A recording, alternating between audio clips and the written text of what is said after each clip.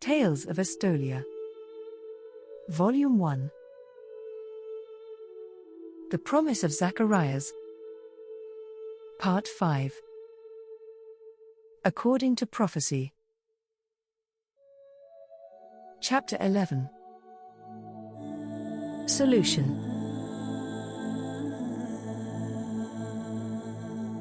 I saw my Kaylee's aura 11 weeks before my birthday. This led me to wonder how long others had to wait. While I learned much about that topic, including the fact that there were only 5 other recorded instances that were longer than my own interminable wait for my beautiful Meredith, I discovered many other interesting facts.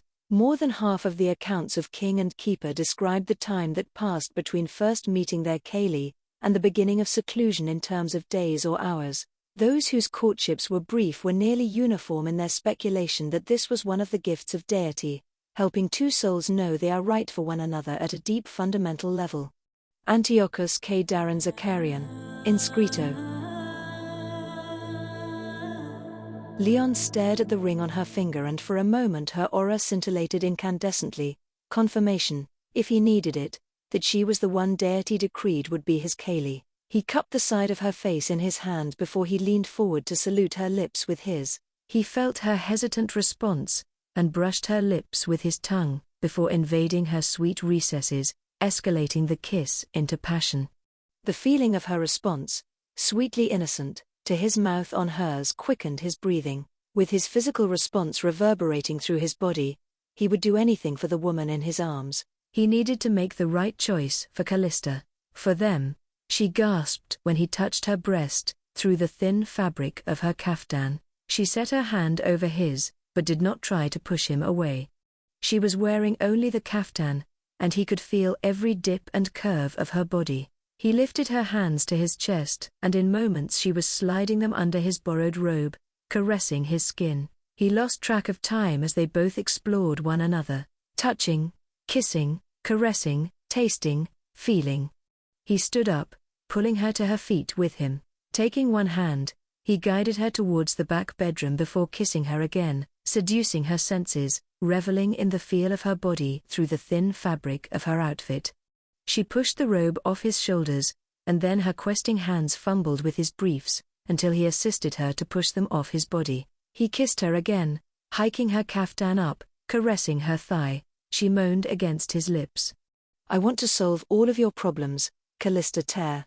I want to rescue you from poverty and loneliness. I want to make you mine, and in turn, I want you to brand me as yours. From the moment I saw you, I knew we were destined to be together. Marry me, Callista," he whispered.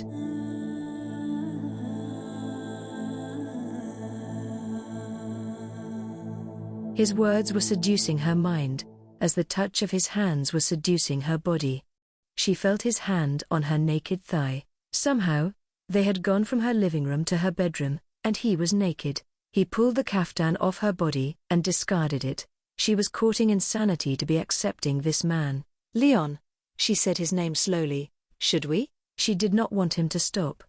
He guided her backward onto her bed, while she ran her hands over his shoulders and body, urging him closer.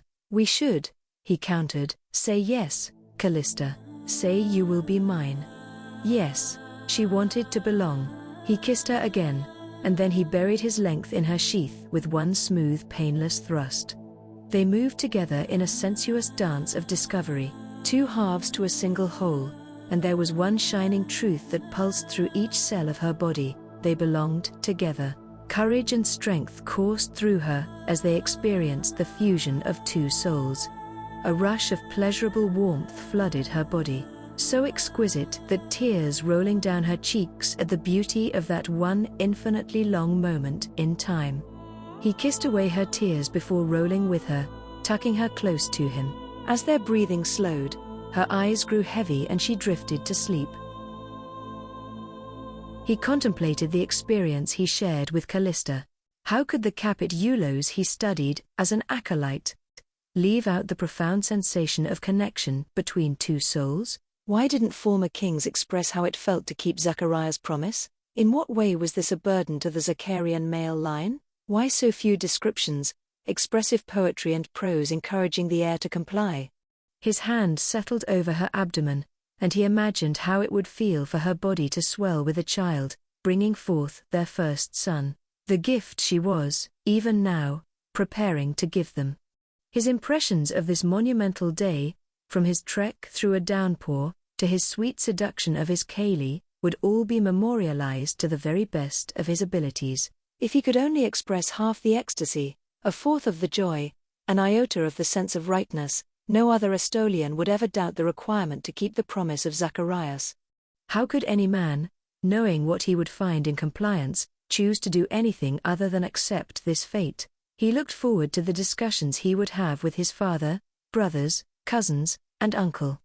Leon had no intention of remaining separate from his land a moment longer than was required. He could now return to Estolia. He would not have remained away for this long but for the recommendation by both his uncle Zeke and his brother Nico.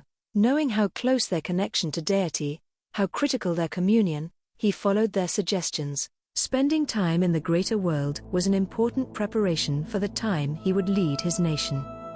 He sighed deeply, in contentment. He may have had his doubts, but he knew now how important this time apart from Estolia was to him.